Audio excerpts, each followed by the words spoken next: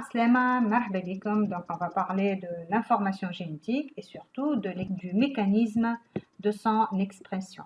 Comment l'information génétique qui se trouve bien sûr dans le noyau, qui se trouve dans les chromosomes, elle va s'exprimer donc dans la cellule. Je vous trois situations problèmes. Donc la situation est la drépanocytose. La drépanocytose, c'est une anomalie héréditaire, c'est une maladie héréditaire qu'on appelle aussi l'anémie falciforme.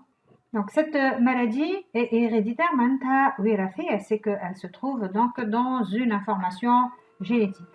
Cette anémie est due au fait que les globules rouges, comme on les voit ici, ont une forme en fossile.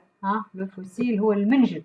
Donc, alors que le globule rouge, il est biconcave, circulaire. Les hématies, ils sont falciformes. Alors, les hématies هذوما falciformes علاش؟ على خاطر الإنسان اللي عنده هالانيمي هذايا ورث l'information génétique اللي تخلي les globules rouges هذوما en forme de croissant. هنا باش نذكروا شويه un petit rappel شفناه في الدوزيام année. Donc si on parle d'une personne saine, مثلا إنسان لاباس عليه, donc ça c'est son phénotype au niveau de son organisme. C'est une personne saine. Alors la personne qui est malade, qui a la drépanocytose, c'est aussi le phénotype à l'échelle de l'organisme. لو حسب ما شفنا علاش الإنسان هذا il est malade وعنده la drépanocytose خاطر عنده des cellules anormales, donc عنده des globules rouges falciformes, c'est-à-dire en forme de fossile, voilà, en forme de croissant. Et maintenant, pourquoi une personne est saine? Parce qu'elle a des globules rouges normaux, biconca, qui jouent leur rôle de transporteur des gaz respiratoires. Les gaz respiratoires. Donc, c'est le phénotype à l'échelle cellulaire, le phénotype de la cellule. C'est lui qui va déterminer le phénotype à l'échelle de l'organisme. Maintenant, pourquoi les globules rouges sont falciformes? Qui jouent les scientifiques, une protéine anormale, une protéine déformée, dénaturée, donc de type HBS, alors que les globules rouges sont normaux grâce à une protéine normale de type HBA. L'hémoglobine, c'est une protéine qu'on peut trouver dans les globules rouges. Donc ce qui détermine le phénotype cellulaire, c'est le phénotype moléculaire, étant donné que la protéine est une molécule. Maintenant, qui détermine cette protéine? Bien sûr, c'est l'information génétique.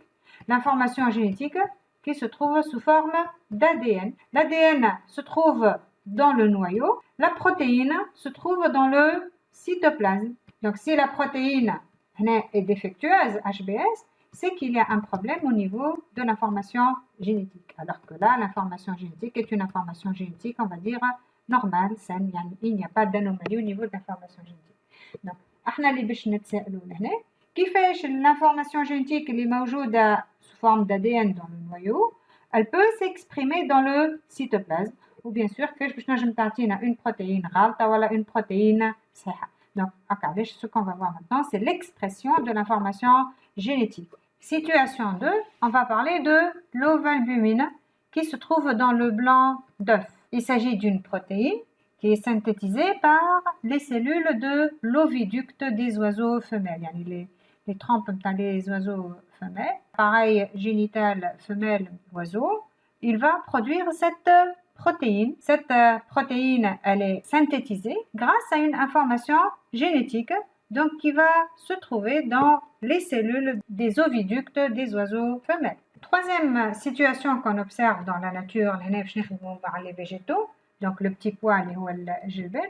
Donc نشوفوا des petits pois qui ont un aspect lisse رطب وفما des petits pois qui ont un aspect ridé. Donc نشوفوا كعبة الجلبانة مكمشة. شنو نلاحظوا كونه dans les graines lisses la substance de réserve هو l'amidon النشاء, alors que dans les graines ridées la substance de réserve هو واحد آخر, c'est un autre glucide qui est le stachyose. Donc le phénotype de la graine lisse ou graine ridée dépend de la substance de réserve qui est déterminée par une information génétique. Donc ديما نشوفوا علاقة ما بين l'information génétique et le phénotype, donc l'aspect qu'on voit dans l'organisme. Allez, avant de voir la leçon, on va faire un petit rappel des prérequis sur l'ultrastructure d'une cellule animale d'une manière. Donc en 1 on a les ribosomes اللي هما موجودين بحد الدو اللي هو الريتيكولوم endoplasmique granuleux. نقولوا له الRG Donc les granuleux وجود les ribosomes.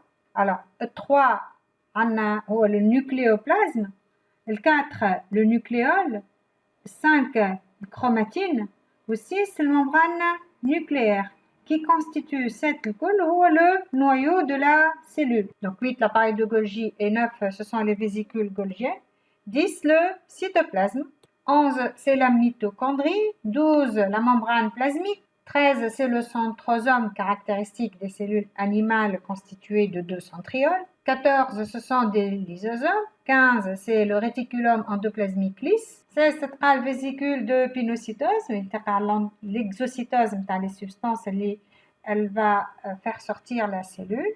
Donc 17 c'est aussi des inclusions, donc 18 c'est une vacuole.